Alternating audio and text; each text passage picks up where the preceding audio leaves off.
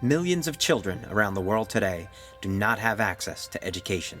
Although we currently live in the information age, nearly 1 billion people worldwide still cannot read and write.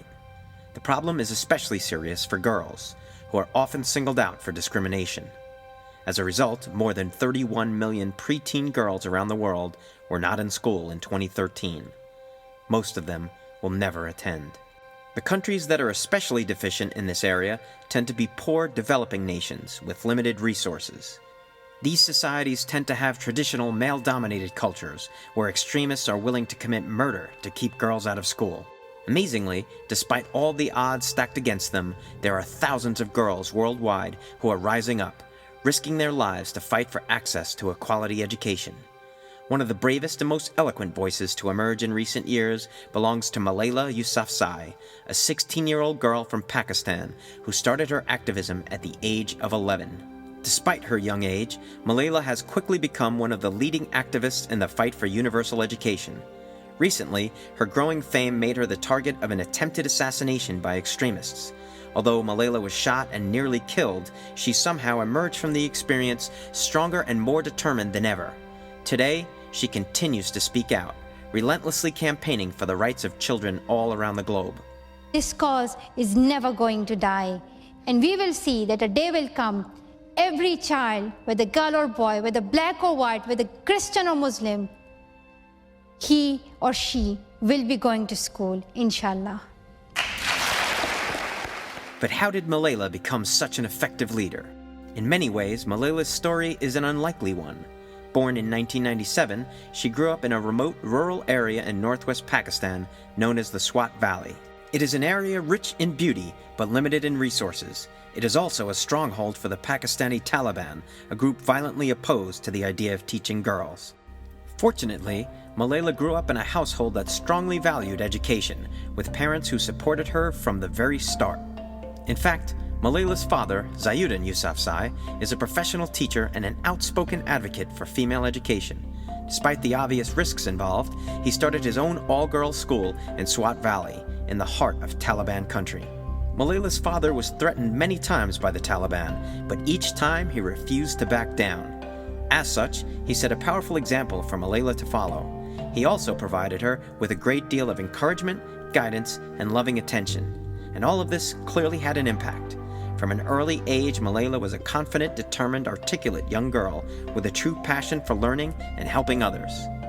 And as the turmoil in her society escalated, Malala became increasingly engaged as an activist for education rights. In seeking to change her society, Malala clearly has her work cut out for her. Conditions in Pakistan are far from ideal. In fact, Pakistan currently has one of the lowest literacy rates in the world. According to the Human Development Report, Pakistan has a female literacy rate of just 30% compared to 99% for most developed nations. The real tragedy is that Pakistan was not always like this. In fact, the small mountain city of Mingora, where Malala grew up, once had more than 200 schools for girls. Girls were not just encouraged to go to school, they were expected to do so, and they did, in large numbers.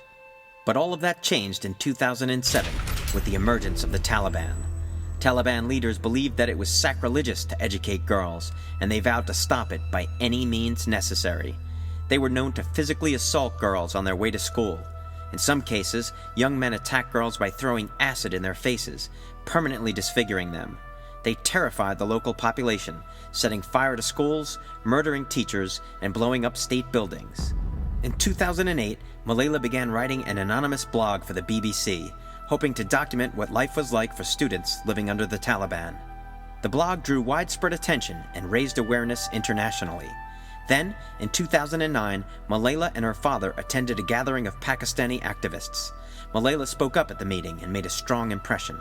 This incident marked the beginning of a new era for her, during which she would become increasingly outspoken and gain greater attention from the media. Unfortunately, her growing fame only made local extremists more determined to stop her. The Pakistani Taliban published death threats in local newspapers, specifically mentioning Malala by name. However, she refused to stop speaking out. Finally, in the summer of 2012, the Taliban held a meeting. The leaders unanimously voted that it was time to end Malala's life. In September of 2012, Taliban gunmen began tracking Malala's movements, planning their attack. On October 9th, they moved into action. What happened next is now history. The gunmen shot Malala and 2 other girls at close range, then disappeared into the countryside. In a matter of hours, news of the attack went global. People were outraged, and supporters from all over the world began offering to help. The next day, the Taliban claimed responsibility for the shooting. If Malala survived, they said, they would happily target her again. But the Taliban failed in their mission. In less than 3 months, Malala was out of her hospital bed and talking to the media again, vowing to continue to fight for the rights of children worldwide. She now had a larger audience than ever before. The United Nations launched a petition in her name, using the slogan, "I am Malala." The goal of this petition was to make sure that all children would have access to education by 2015, with no exceptions. Malala has recently written a book to raise awareness about her cause worldwide, and she continues to advocate for the rights of girls everywhere to get an education and to seek a better life.